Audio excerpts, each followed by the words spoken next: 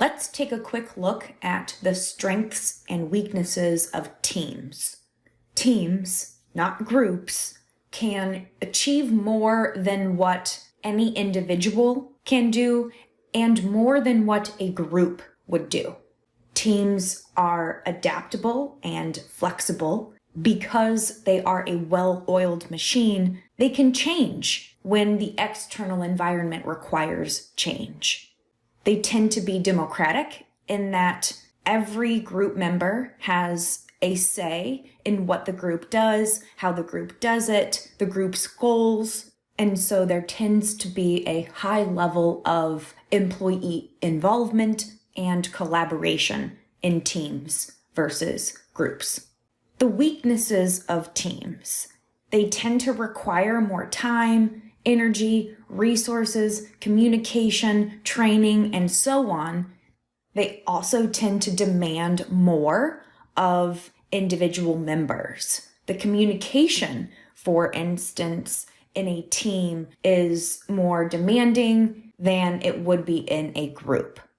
Team members tend to communicate more frequently, more consistently, and more effectively than members of a group, in part because they've been trained to do so.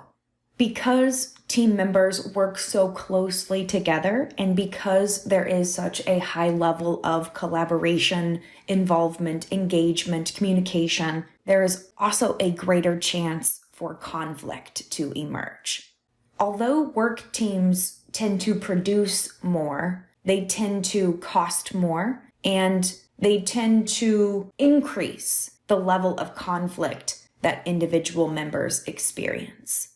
In part because involvement, collaboration, communication are higher than they are in a work group.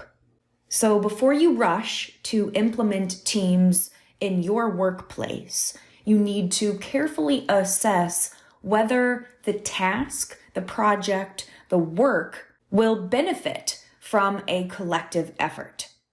How do we know whether individuals or teams would be better? Here are a series of questions to help you make that decision. Can the work be done better by more than one person? A good indicator of this is the complexity of the work and the need for different perspectives. Simple tasks that don't require a lot of input are probably best completed by individual people.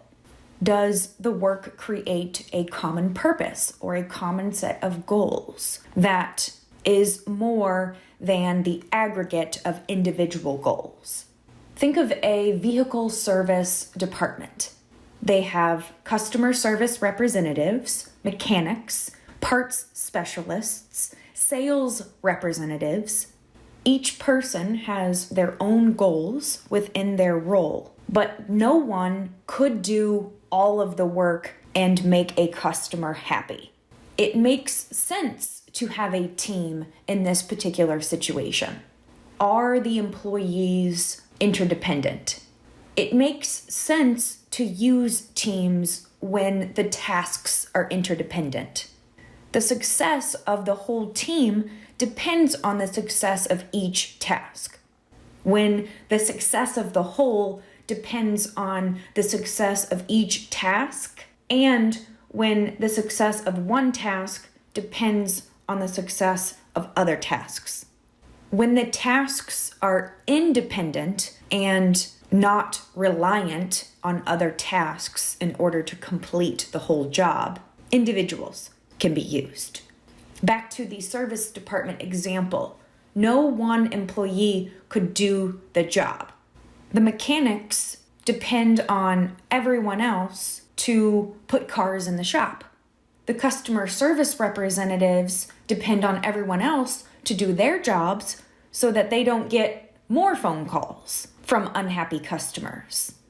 And finally, do the benefits of using teams exceed the costs? We just learned about some of these costs. There are situations where a team might be useful, but the organization doesn't have the funds or the space to hire a team. If the answer to all three of these questions, is the work complex? Does the work create a common set of goals? Are tasks interdependent? And do the benefits of using teams exceed the costs? If you answer yes to all of these questions, then you have 4 good reasons to use teams.